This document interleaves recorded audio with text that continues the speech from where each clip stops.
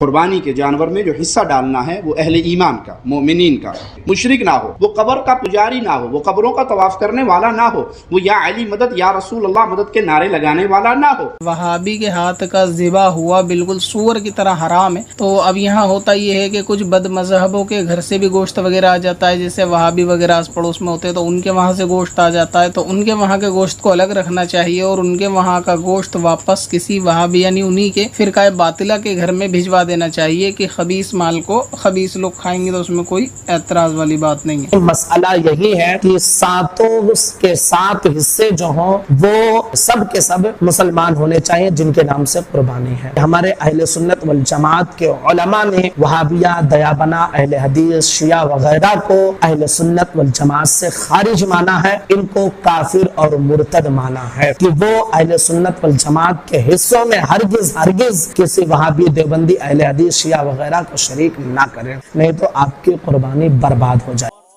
یہ وہ علماء ہیں جو کہتے ہیں جی انجینئر صاحب نے آ کے فتنہ کھڑا کیا ہے۔ ہم لوگ تو بالکل آپس میں شیر و شکر تھے، آپ کو نظر آ گیا۔ بلکہ وہ لاہور کے ایک مولانا نے کہا تھا کہ بریلوی، دیوبندی، اہل حدیث ایک تسبیح میں پرویا ہوا اتحاد بن چکا ہے۔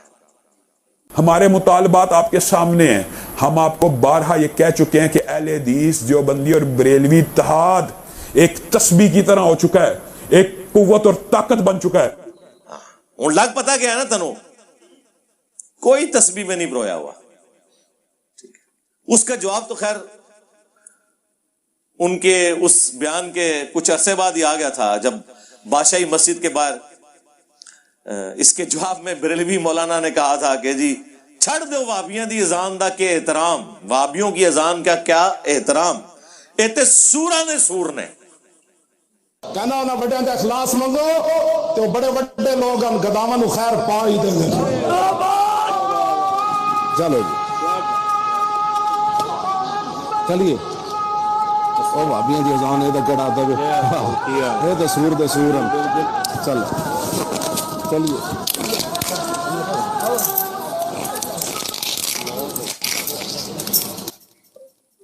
یعنی جس طرح سور نجس جانور ہے نا، اس طرح انسانوں میں سور سے بھی بڑھ کے اگر کوئی سور ہے تو یہ ہے، یا اس سے بھی آسان اگر میں تشریح کروں کہ جو سور یعنی خنزیر کی کمیونٹی ہے نا، وہ بھی جسے سور سمجھیں گے نا، ہاں وہ وہابی ہیں۔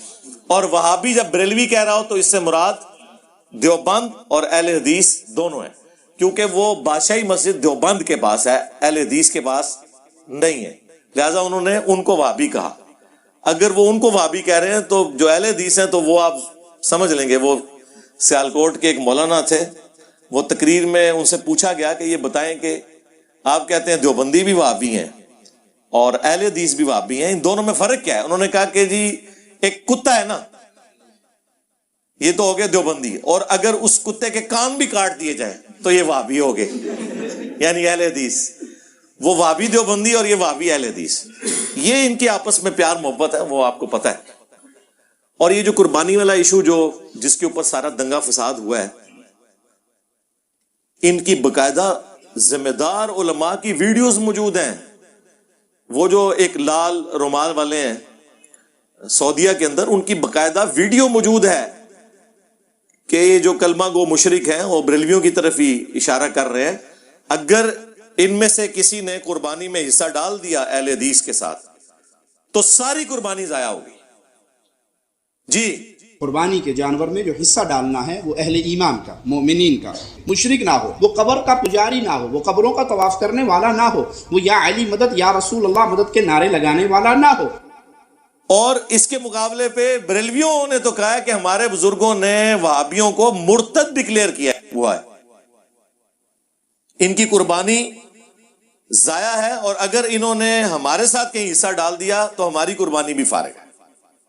वहाबी के हाथ का ज़िबा हुआ बिल्कुल सूअर की तरह हराम है। तो अब यहाँ होता ये है कि कुछ बद मजहबों के घर से भी गोश्त वगैरह आ जाता है, जैसे वहाबी वगैरह आस पड़ोस में होते हैं तो उनके वहाँ से गोश्त आ जाता है, तो उनके वहाँ के गोश्त को अलग रखना चाहिए और उनके वहाँ का गोश्त वापस किसी वहाबी यानी उन्हीं के फिरकाए बातिला के घर में भिजवा देना चाहिए कि खबीस माल को खबीस लोग खाएंगे तो उसमें कोई एतराज वाली बात नहीं है। मसला यही है कि सातों के सात हिस्से जो हों वो सब के सब मुसलमान होने चाहिए जिनके नाम से कुर्बानी है। हमारे अहले सुन्नत वल जमात के उलमा ने वहाबिया, दयाबना, अहले हदीस, शिया वगैरह को अहले सुन्नत वल जमात से खारिज माना है, इनको काफिर और मुर्तद माना है कि वो अहले सुन्नत वल जमात के हिस्सों में हरगिज हरगिज किसी वहाबी, देवबंदी, अहले हदीस, शिया वगैरह को शरीक ना करें, नहीं तो आपकी कुर्बानी बर्बाद हो जाएगी।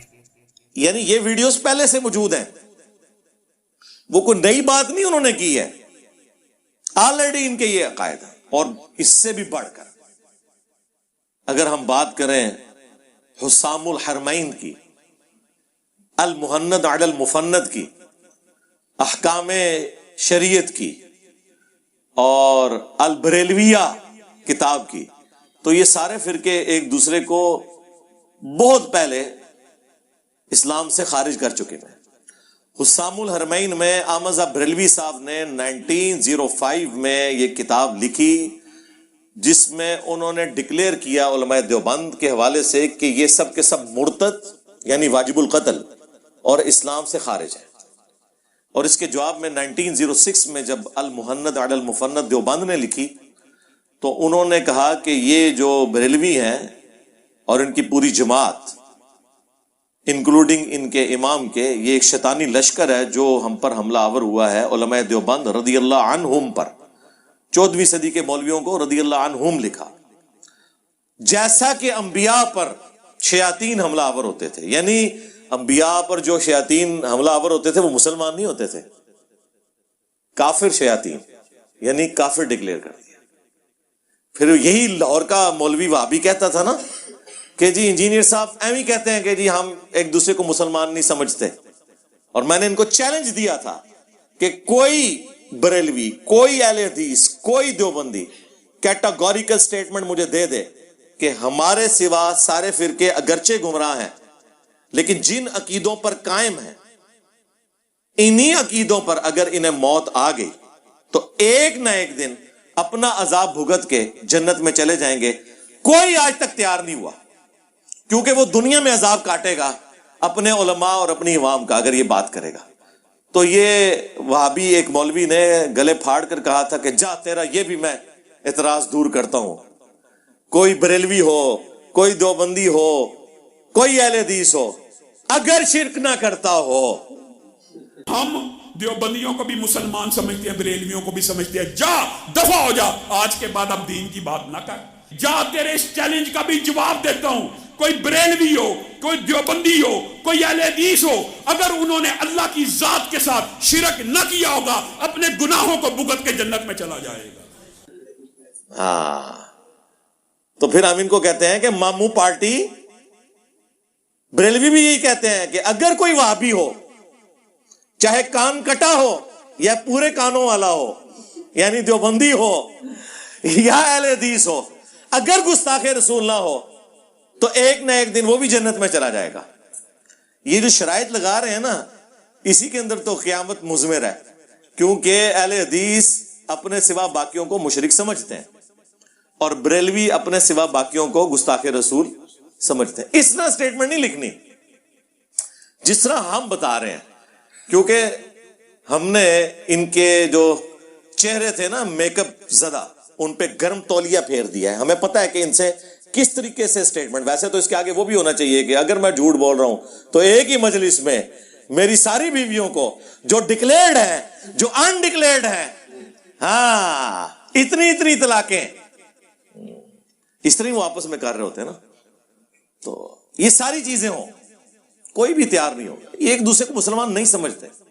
अहकाम शरीयत में आला हजरत ने यहां तक लिखा है कि वहाबी, फिर ब्रैकेट खुद खोली, देवबंदी, अहले हदीस, राफदी यानी शिया और कादियानी काफरों को साथ जिक्र किया इनके, یہ سب کے سب 1,00,000 دفعہ بھی اللہ کا نام لیں تب بھی ذبیحہ مردار ہی رہے گا، حرام ہی رہے گا. یہاں پہ بات ختم نہیں کی، ساتھ لکھا یہ سب کے سب مرتد ہیں، یعنی واجب القتل. البتہ یہود و نصارہ کا ذبیحہ حلال ہے. یعنی اعلی حضرت کے نزدیک دیوبندی اور اہل حدیث اور شیعہ اور قادیانی یہ یہود و نصارہ سے بھی بدتر ہے. یہ کہتے ہیں جی، انجینئر صاحب کہتے ہیں کہ جی وہ قادیانیوں کو ہمیں یہود و نصارہ سے بہتر سمجھنا چاہیے اگرچہ کافر ہیں. تو میں نے کس کانٹیکسٹ میں بات کی تھی کہ انہیں قرآن و سنت پیش کرنا آسان ہے کیونکہ یہود و نصارہ تو مانتے ہی نہیں ہیں.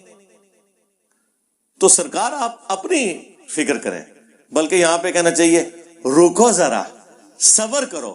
اعلی حضرت نے تو آپ کو بھی یہود و نصارہ سے بدتر ڈکلیئر کیا ہوا ہے اور قادیانیوں کے ساتھ ذکر کیا ہے. یہ تو آپ کی اوقات ہے، باتیں کرتے ہیں ہمیں. ٹائم قیامت تک جے جواب دینا جے اس گل دا، اور جواب اس طرح کا نہیں ہے کہ آئیں مائیں شائیں کر کے، نہیں، بول وہی جو حق ہے. ٹائم قیامت تک ہے، صرف حق بات کرنی ہے، جھوٹ پہ مبنی بات نہ ہو، جواب دیں. اور یہ جو گلے پھاڑنے والے مولوی ہیں جن کو بڑا اتحاد امت کا ایک خمار چڑھا ہوا تھا، حالانکہ اتحاد امت نہیں ہے، یہ فساد امت کے لیے اتحاد امت کر رہے ہوتے ہیں، یہ ایک خاص فرقے کو ٹارگٹ کرنے کے لیے، کیونکہ پیچھے سے ریال آ رہے ہوتے ہیں کہ آپ نے جناب کام کرنا ہے، ناسبیت پھیلانی ہے. تو اس چکر میں انہوں نے اکٹھا کیا ہوا تھا باقیوں کو. ان کے جو ابا جان ہیں انہوں نے البریلویہ کتاب کے اندر جو جو لغویات بلکہ بکواسیات لکھی ہیں اور جھوٹی چیزیں منسوب کی ہیں احمد بریلوی صاحب کی طرف، وہ تو ایک پورا ایک الگ سے چیپٹر ہے. 2008-9 کی بات ہے، میں نے شیخ زبیر لیزئی رحمہ اللہ تعالی سے خود ذکر کیا کہ یہ البریلویہ کتاب آپ اتنی کوٹ کرتے ہیں، یعنی آپ سے مراد وہابی لوگ، اس میں تو یہ جھوٹے الزامات لگے ہوئے ہیں. اور وہی جھوٹے الزامات ڈاکٹر اسرار صاحب بھی ریپیٹ کرتے رہے کیونکہ ان کی تو تحقیق ان معاملوں میں ہے ہی نہیں تھی. وہ بڑا آپ نے مشہور وہ شعر سنا ہوگا، وہی جو مستوی عرش تھا خدا ہو کر مدینے میں اتر پڑا مصطفیٰ ہو کر. یہ منتخب نصاب میں ڈاکٹر اسرار صاحب نے احمد بریلوی کے کھاتے میں ڈال دیا. البریلویہ کتاب میں یہ بریلویوں کے کھاتے میں ڈلا ہوا ہے، جس کے اوپر انہوں نے پھر مناظرہ آ رہا ہے بعد میں شوکت سیالوی کا اور طالب الرحمان صاحب کا، وہ لال رومال والوں کے بڑے بھائی کا مناظرہ ہوا تھا. انہوں نے 40 منٹ پھر مٹی پلید کی. انہوں نے کہا شاہ جی یہ ہماری کتاب سے شعر نکال دیں، میں آج کے بعد اہل حدیث ہونے کے لیے تیار ہوں. شاہ جی نو پھر کوئی چیز نظر نہیں آئی. شاہ جی بھی ابا جی کے پیچھے لگے سر، اور جن کتابوں سے یہ کفریات بیان کر رہے ہیں نا، احمد بریلوی صاحب نے فتاوی رضویہ کے اندر وہ ساری کتابیں گھر میں رکھنا حرام، ان کی خرید و فروخت حرام، انہیں پڑھنا حرام ڈکلیئر کیا ہوا ہے. جن کتابوں کے حوالے بریلویوں کے کھاتے میں البریلویہ کتاب میں ان کے ابا جی احسان اللہ ظہیر صاحب فوت ہو گیا، اب اللہ تعالیٰ ان کی غلطیوں سے درگزر کرے، کام ڈال کے چلے گئے، اور یہ عربیوں کو خوش کرنے کے لیے انہوں نے یہ کتاب لکھی، پھر اردو میں پھر اس کا ترجمہ ہوا، وہ سارے حوالے وہاں سے دیے میں. تو جب بابوں نے کام ڈالا ہے، آج کیا اتحاد امت کی ہم بات کریں جی، یہ اکٹھے بیٹھ بھی جائیں، ان کے بڑے ایک دوسرے کو نکال چکے ہیں. اب ہونا چاہیے اکٹھے بیٹھیں، سب سے پہلے قنوت نازلہ پڑھیں اپنے مرے ہوئے بزرگوں کے اوپر جو کام ڈال کے گئے، کیونکہ جب تک آپ ان سے اعلان برات نہیں کرتے یہ چھوٹے تو لڑتے رہیں گے، الٹا یہ آپ کو بھی ٹانٹ کریں گے کہ آپ لوگوں نے اسلاف کا منہج چھوڑ دیا. ہاں جی، یہ یعنی اہل حدیث اس طرح کی لینگویج یوز کریں گے. بریلوی کہیں گے آپ نے بزرگان دین کا راستہ چھوڑ دیا. وہ ٹرمز ڈیفرنٹ رکھی ہوئی ہے نا، ایک ٹرم یوز کرتا ہے بدعتی کلمہ گو مشرک، دوسرا یوز کرتا ہے بد مذہب گستاخ. اور یہ یعنی الفاظ بھی بانٹے ہوئے انہوں نے ایک دوسرے کو ادبی گالیاں دینے کے لیے. جب تک ان کے بڑوں کو آپ نہیں کہتے کہ وہ اپنے بڑوں کو کٹہرے میں لا کے کھڑا کریں زندہ یا مردہ، اور بتائیں انہوں نے یہ سارے غلط کام کیے ہیں، اس وقت تک یہ جو جڑاوالا میں واقعہ ہوا ہے نا، یہ واقعات ہوتے رہیں گے، کیونکہ ہم نے جس قسم کی تربیت کی ہے نا پچھلے خصوصاً 100-150 سال کے اندر، یہ رزلٹ آنے والی نسلوں کو بھی بھگتنے پڑیں گے. یہ معاملات اس طریقے سے چلتے رہیں گے. تو میں اس طرح کے ایشوز کے اوپر اتنا کھل کے اس لیے بولتا ہوں تاکہ جو پڑھا لکھا طبقہ ہے ایٹ لیسٹ وہ تو جرأت کرے کہ اس طرح کے جو مولوی ممبروں پر بیٹھے ہوئے باتیں کر رہے ہیں، جب وہ اس قسم کی کوئی بات کریں تو انہیں روک دیں. آپ کو بہت شوق ہے، اپنا یوٹیوب کا چینل بنائیں، علمی طریقے سے اپنا مقدمہ ریکارڈ کریں اور ویڈیو عوام الناس کے سامنے پیش کریں، بجائے یہ کہ جہاں پہ فزیکل پبلک موجود ہے وہاں ایک دوسرے کے خلاف بھڑکائیں. یا تو ہماری طرح آپ پھر حوصلہ رکھیں نا کہ ساروں کے پیچھے نماز پڑھنے کے قائل ہوں، سب کو مسلمان ڈکلیئر کریں، صرف علمی اختلاف کریں. تو یقین کریں میں لاکھوں کے مجمع میں بھی ڈائریکٹ بات کر رہا ہوں، ہمارا کوئی اسٹوڈنٹ کوئی ایکسٹرا جوڈیشل ایکٹیویٹی پرفارم نہیں کرے گا. بھگتنے ضرور ہیں، کریں گے نہیں، تربیت ہی نہیں ہے. ان کے اس لیے کرتے ہیں کہ ان کی تربیت ہوئی ہوئی ہے. 2017 کے اینڈ پہ معاملات تھوڑے خراب ہونا شروع ہوئے جب پہلی دفعہ مجھ پہ مرڈر اٹیمپٹ ہوئی تھی اکتوبر میں 2017 میں. اس کے بعد پولیس والوں نے ہمیں کہا کہ آپ ایک ایفیڈیوٹ لکھ دیں ہمیں، باقیوں سے بھی ہم لے رہے ہیں تاکہ اکیڈمی میں کوئی جھگڑا نہ ہو کہ آپ یہاں پہ کوئی مناظرہ بازی یہ نہیں کریں گے. ایک لائن کا میں نے اس موقع کو غنیمت جانا. میں نے 8 پوائنٹس کا 2 صفحات کے اوپر ایک پورا کاؤنٹر نیریٹو لکھا.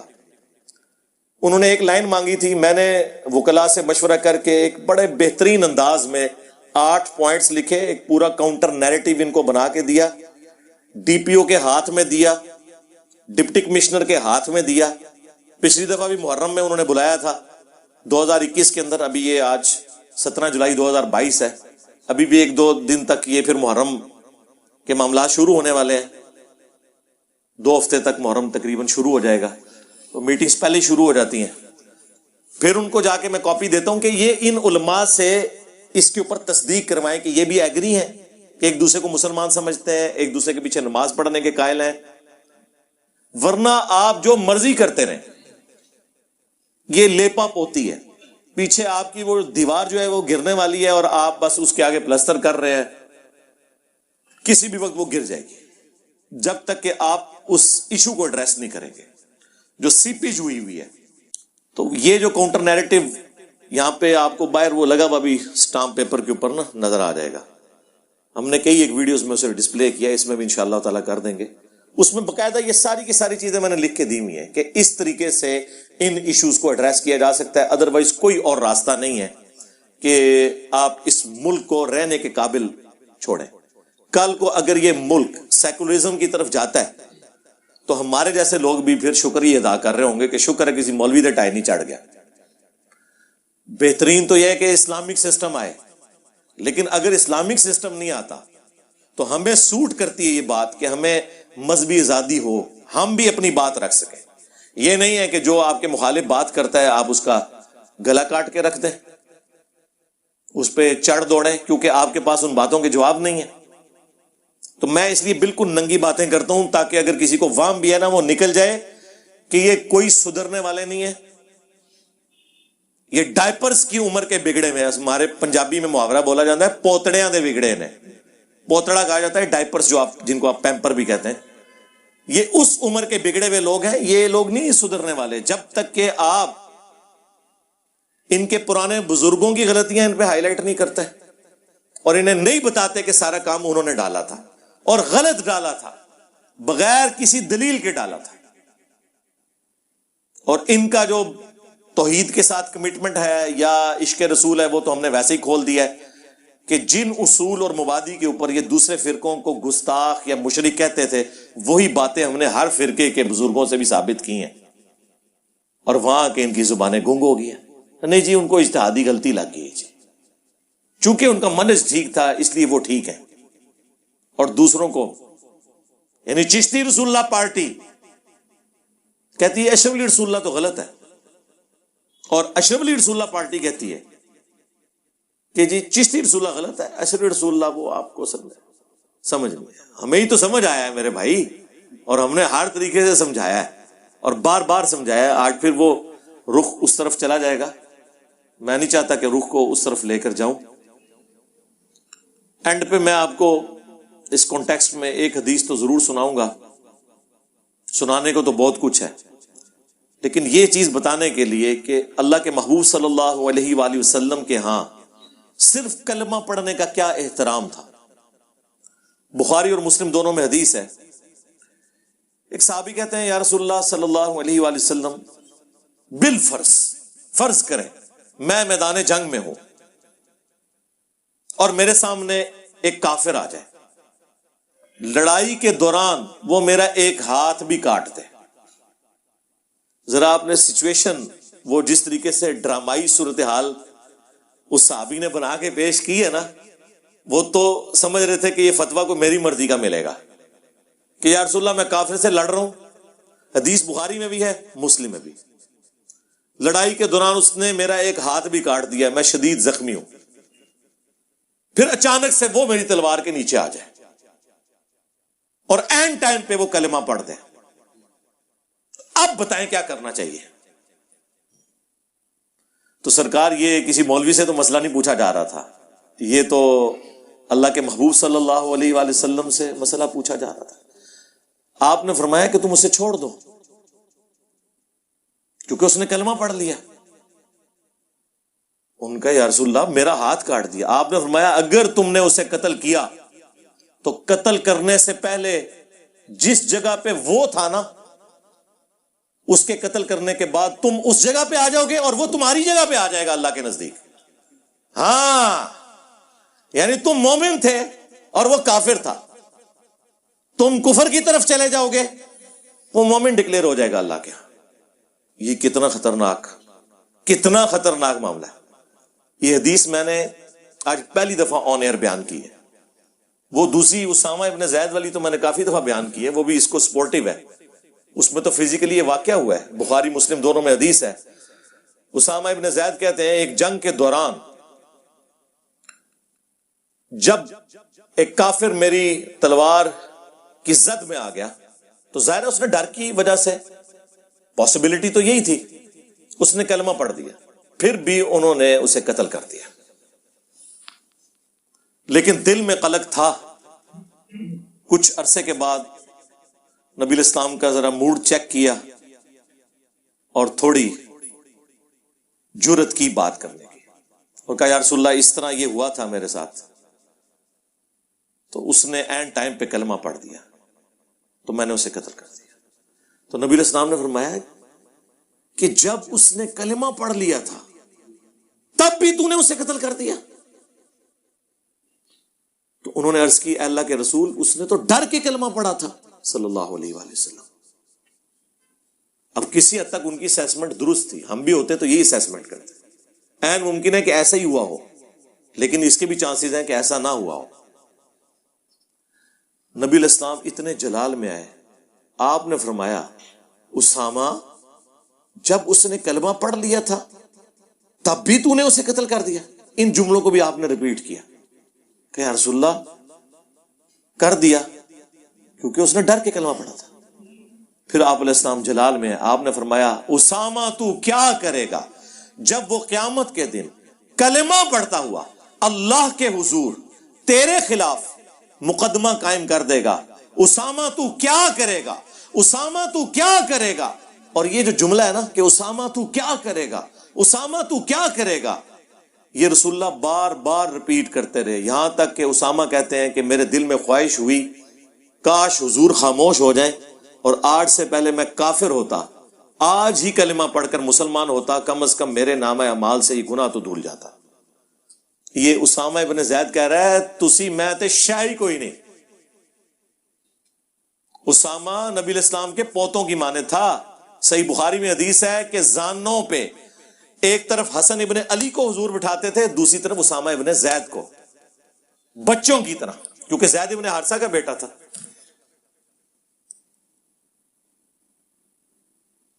اور آپ دیکھ لیں کہ ان کی کیا حالت ہوئی ہے اس وقت. یعنی وہ جس شخصیت سے شفاعت کی امید ہے وہی کہہ رہے ہیں کہ تم کیا کرو گے, ان کو تو چاہیے تھا وہ آگے سے کہتے یا رسول اللہ جو کچھ بھی ہے تیرے محبوب کی امت سے، کوئی ٹینشن ہی نہیں۔ اس زمانے چ نہیں یہ کہانیاں ہوندیاں سن کہ کم بھی پاؤ تے اگو شعر سنا دیو۔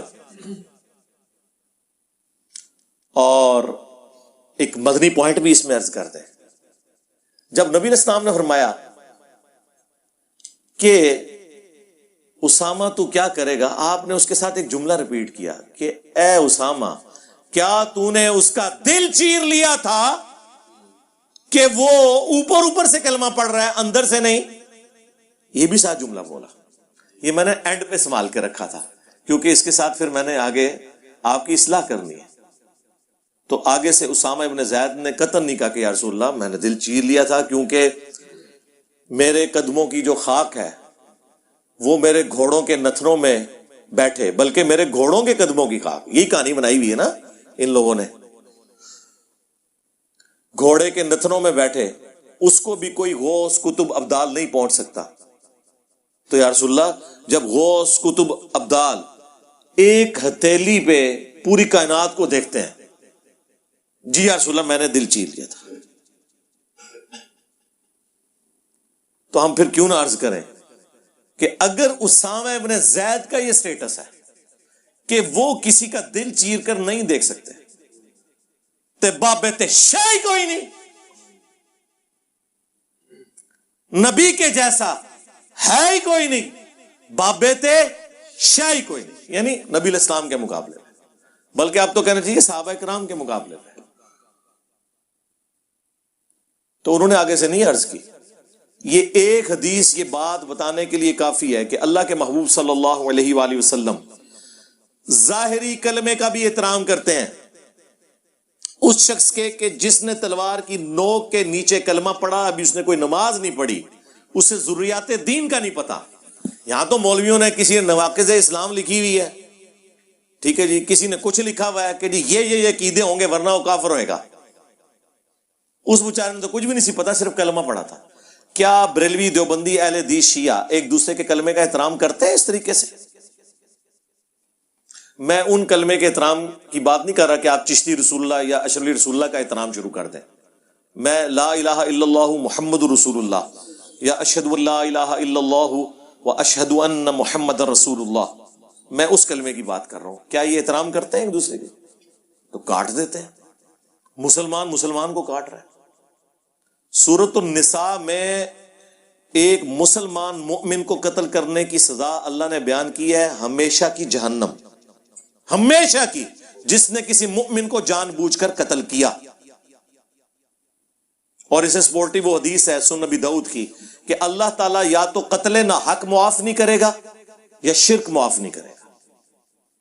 ہاں جی، شرک بھی معاف نہیں ہونا، ان اللہ لا یغفر ان یشرک بہ ویغفر ما دون ذلک لمن یشاء، لیکن اس میں بھی اللہ تعالیٰ نے فرمایا تھا اللہ شرک کے گناہ کو نہیں معاف کرے گا، دنیا میں نہیں، آخرت میں۔ دنیا میں تو اگر کسی نے شرک سے توبہ کر لی اللہ تعالیٰ اس کے گناہوں کو بھی نیکیوں سے بدل دے گا، سورۃ الفرقان آیت نمبر 70۔ آخرت میں معاف نہیں کرے گا۔ اور ساتھ آیا تھا کہ اس کے علاوہ جتنے گناہ معاف کر دے گا وہ بھی جس کے لیے چاہے گا۔ اس سے یہ پتا چلا کہ بعض گناہ ایسے بھی ہوں گے جو اللہ تعالیٰ جس کے لیے نہ چاہے تو نہیں معاف کرے گا، اور وہ ہے قتل نہ حق۔ یہ کہتے ہیں جی یزید مواحد تھا، ہاں، قتل نہ حق بھی معاف نہیں ہونا۔ ایک کربلا تو انو دنیا چ بھی ہانٹ کرے گی اور آخرت چ بھی انشاءاللہ۔ یعنی مومن کے لیے یہ بات ہے کہ اگر مومن کو قتل کر دیا تو قتل نہ حق بھی اللہ تعالیٰ معاف کرنے والا نہیں ہے۔ اس کو تو چھوڑ دیں، جو قرآن کی آیت ہے سورہ المائدہ کی آیت نمبر 32، اس میں تو اللہ تعالیٰ نے فرمایا کہ صرف 2 ایکسیپشن ہیں، یا تو فساد فی الارض یا قتل کے بدلے قتل، وہ بھی جوڈیشری کے تھرو۔ اگر ان 2 ایکسیپشنز کے سوا کسی بھی شخص نے دوسرے شخص کو قتل کر دیا، گویا اس نے پوری انسانیت کا قتل کر دیا۔ اور پھر ساتھ یہ ہے جس نے ایک جان کو بچایا اس نے پوری انسانیت کو بچا لیا۔ جان کی بات ہو رہی ہے، مسلمان غیر مسلم کی نہیں، کوئی بھی جان ہے، خواہ مسلم تھا خواہ غیر مسلم، لیکن یہ سورۃ المائدہ میں آیت نمبر 32 لکھی رہ گئی، پریکٹیکلی کوئی عمل نہیں ہو رہا. اس کو سپورٹی وہ صحیح بخاری کی حدیث کہ اگر کسی نے کسی ذمی کافر کو جو مسلمان حکومت کے اندر ٹیکس دے کر رہ رہا تھا، جزیہ دے کر ناحق قتل کر دیا، قیامت کے دن وہ جنت کی خوشبو بھی نہیں پائے گا، حالانکہ جنت کی خوشبو 40 سال کی مسافت سے آ رہی ہوگی. یعنی قیامت کا دن 50,000 سال کا دن ہے نا، آخری جب 40 سال باقی رہ جائیں گے تو جنت کی خوشبو آنا شروع ہو جائے گی. لیکن اس شخص کو جنت کی خوشبو بھی نہیں آئے گی جس نے دنیا میں کسی ذمی کافر کو بھی ناحق قتل کیا ہوا. یہ صحیح بخاری شریف ہے جناب، مولانا شریف نہیں ہے. مومن کا قتل تو چھوڑ دیں سرکار، وہ تو اتنی سخت احادیث ہیں. جامعہ ترمذی میں حدیث ہے کہ نبی علیہ السلام نے فرمایا کہ ایک مومن کا قتل اللہ کے نزدیک اس سے بڑا جرم ہے کہ کوئی شخص پوری دنیا کو برباد کر دے. اب پوری دنیا کے اندر سب کچھ آتا ہے. جو جامعہ ترمذی میں، سنن ابن ماجہ میں حدیث ہے